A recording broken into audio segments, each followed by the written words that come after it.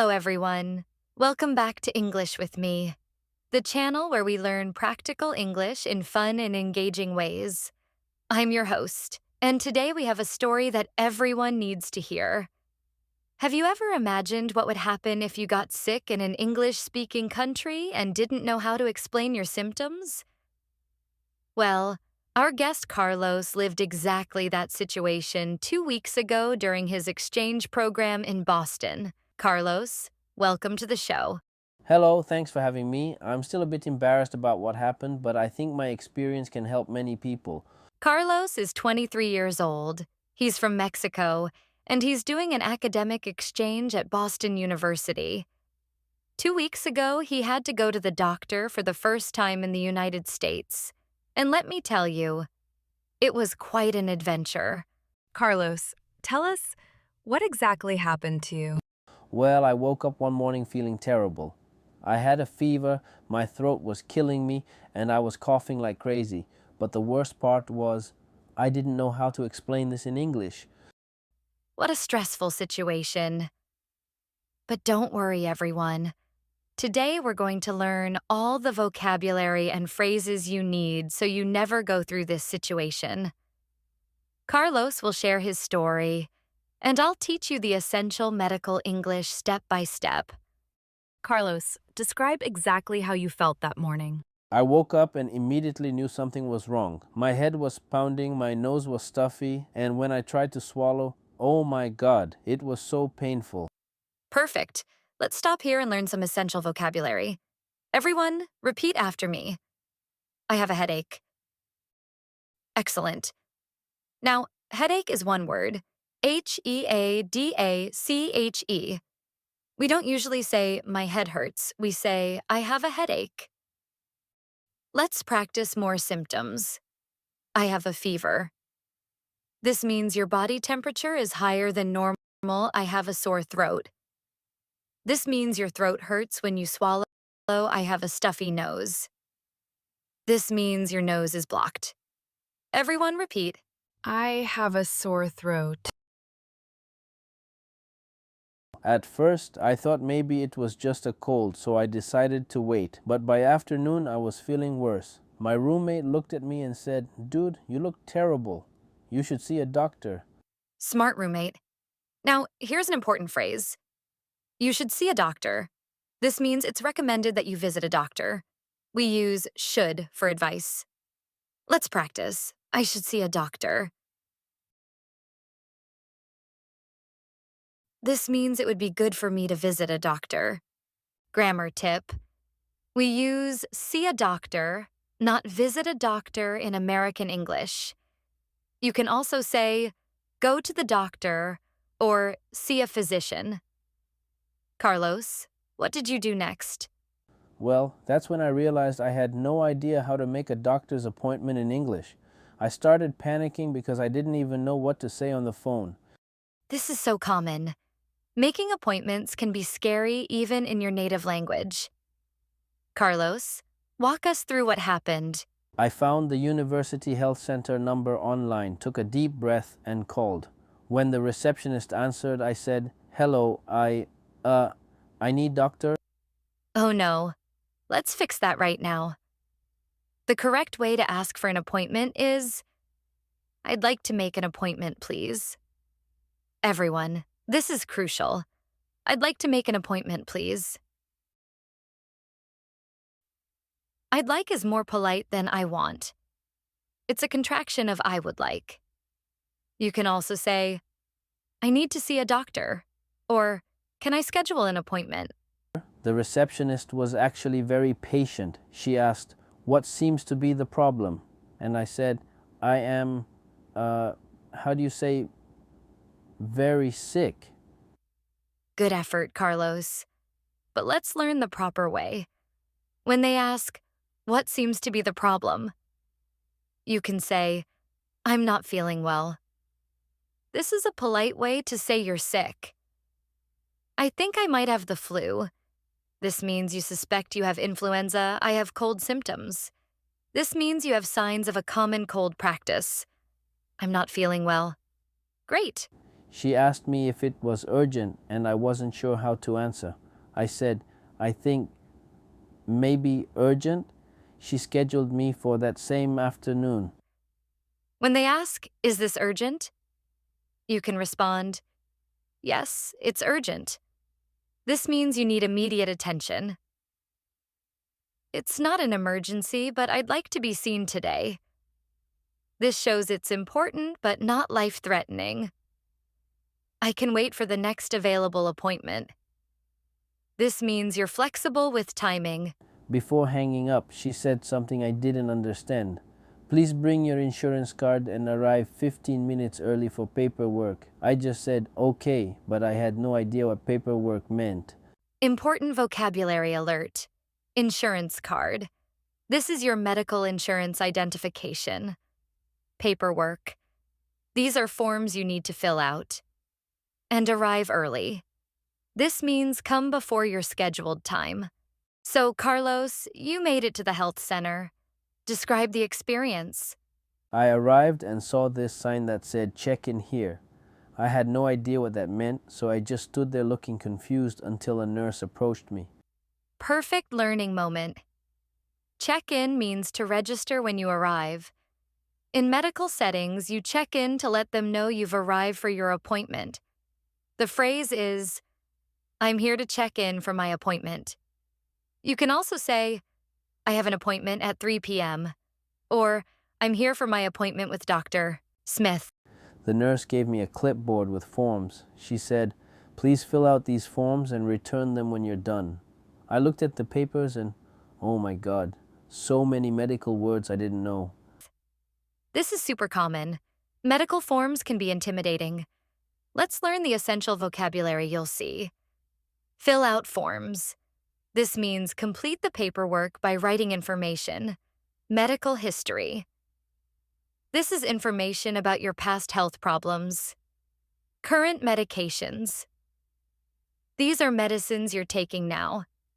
Allergies. These are things that make you sick or cause bad reactions. Emergency contact. This is a person to call if something serious happens. I struggled with questions like, do you have any allergies? And list current medications. I had to ask the receptionist, excuse me, what does allergies mean? Don't be embarrassed. It's totally normal to ask for clarification. Great phrases for this situation. What does this word mean? Use this when you don't understand a specific word. Could you explain this question? Use this when the entire question is confusing. I don't understand this form. Use this when the whole document is difficult. Everyone practice. What does this word mean? Now comes the main event. Carlos, tell us about meeting the doctor. After waiting for about 20 minutes, a nurse called my name, Carlos Martinez. I followed her to a small room where she took my vital signs. Important vocabulary. Vital signs. These are basic measurements of your body's functions. This includes temperature, how hot or cold your body is, blood pressure, the force of blood in your arteries, heart rate, how fast your heart is beating, weight, how much you weigh. The nurse might say, I need to take your temperature, or step on the scale, please. The scale is what measures your weight. The nurse was so nice. She explained everything she was doing. She said, I'm going to take your temperature now, and your blood pressure looks normal. Then she said, the doctor will be with you shortly. Excellent. The doctor will be with you shortly. This means the doctor will see you soon. This is standard medical English. Shortly means soon or in a little while. When Dr. Johnson entered, she said, Good afternoon, Carlos. I understand you're not feeling well today. Can you tell me about your symptoms? This is the most important question. Can you tell me about your symptoms? Here's how to respond clearly. I've been feeling sick since yesterday. This shows when your illness started. It started this morning. This gives a specific time frame. I have a fever and a sore throat. This describes your specific problems, Carlos. How did you respond? I tried my best. I said, Doctor, I have fever, my throat is pain and I cough very much. She understood me, but I could tell my English wasn't perfect. Good communication, Carlos. Let's polish that. Doctor, I have a fever, my throat is sore, and I've been coughing a lot. Key corrections. My throat is sore, not my throat is pain. I've been coughing a lot, not I cough very much. Practice. I have a fever and a sore throat. Then she asked me questions I wasn't expecting. When did your symptoms start? Have you traveled recently? Are you taking any medications? I was so nervous. These are standard medical questions. Let's prepare responses. My symptoms started yesterday morning. This gives specific timing. I haven't traveled recently. This helps rule out travel-related illness. I'm not taking any medications. This is important for safety. I take vitamins daily. Always mention everything you take. The hardest part was when she examined me. She said, open your mouth and say ah and take a deep breath. I understood these because of movies, but then she said, I'm going to listen to your lungs, and touched my back with her stethoscope. Perfect. Medical examination vocabulary. Say ah. This helps the doctor see your throat clearly. Take a deep breath. This helps check your lungs. Breathe normally. This means breathe like you usually do. Stethoscope. This is the tool doctors use to listen to your heart and lungs. The doctor might also say, this might feel cold when using the stethoscope. Carlos, what was the doctor's conclusion? After the examination, Dr. Johnson sat down and said, Carlos, it looks like you have a viral infection, probably the flu. The good news is that it's not serious, but you'll need to rest and drink plenty of fluids. Excellent. Let's break down this diagnosis vocabulary. Viral infection. This is an illness caused by a virus. The flu. This is a common illness that makes you feel very sick. It's not serious. This means it's not dangerous. You need to rest. This means sleep and don't be active. Drink plenty of fluids. This means drink lots of water, juice, or tea. She also said, I'm going to prescribe some medication to help with your symptoms. I didn't know what prescribe meant, so I asked, what is prescribe? Great question. Prescribe means the doctor gives you permission to get specific medicine. When a doctor prescribes medication, they write a prescription. This is like a special note for the pharmacy. Related vocabulary. I'm prescribing antibiotics. These are medicines that fight bacterial infections. Take this medication twice a day. This means use the medicine 2 times daily, with or without food. This tells you if you need to eat when taking medicine. Dr. Johnson explained everything so clearly. She said, take this medication 3 times a day with food.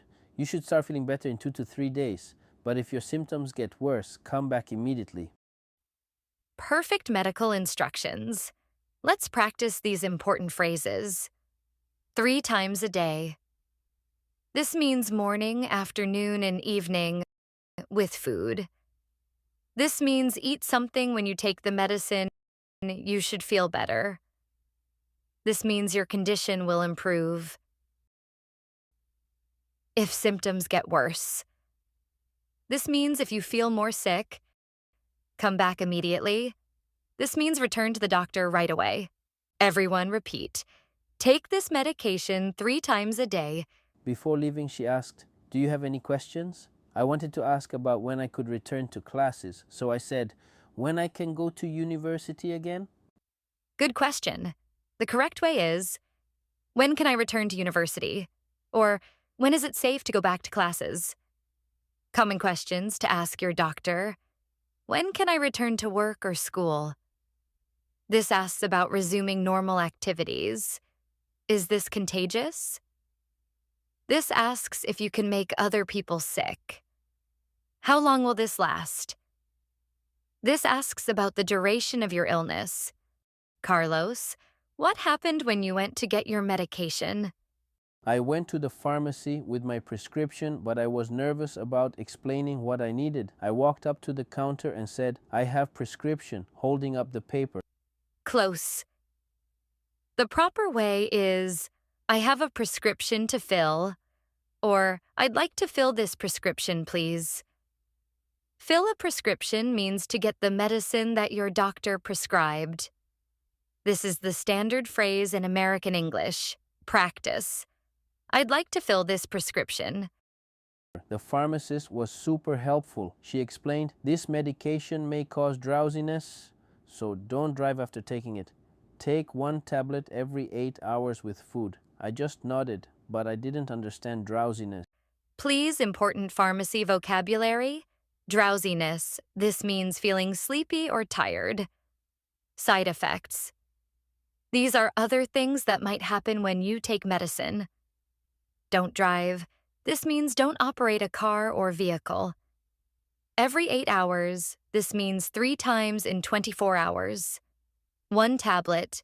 This is one pill or piece of medicine. The pharmacist might also say, "This may upset your stomach."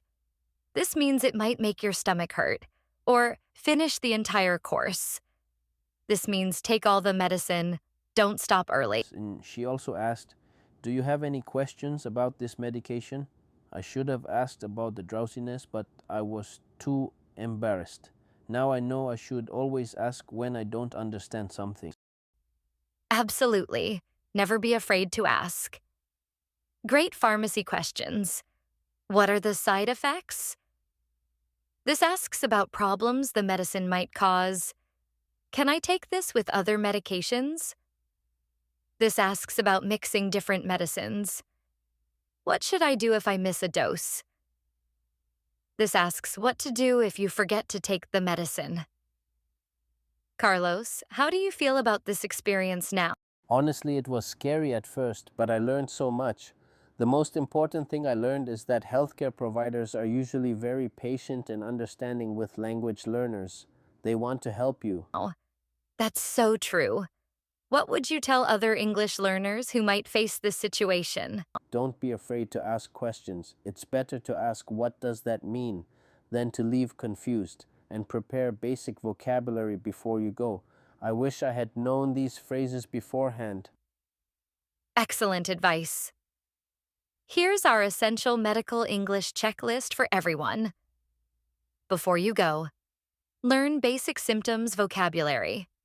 Know how to make appointments. Understand insurance terms. At the doctor. Ask questions when confused. Speak slowly and clearly. Don't be embarrassed about your English. Follow up. Understand medication instructions. Know when to return if needed. Keep all medical documents. And remember, your health is more important than perfect English. Doctors are trained to help people communicate, even with language barriers. Perfect closing advice. Remember, everyone, medical emergencies can happen anywhere. Being prepared with this vocabulary could really help you or someone you know. Thanks for joining us on this medical English adventure. Don't forget to subscribe, hit that notification bell, and practice these phrases out loud. And if you have your own medical English stories, share them in the comments below. Let's help each other learn. Until next time, take care of your health and your English. See you soon.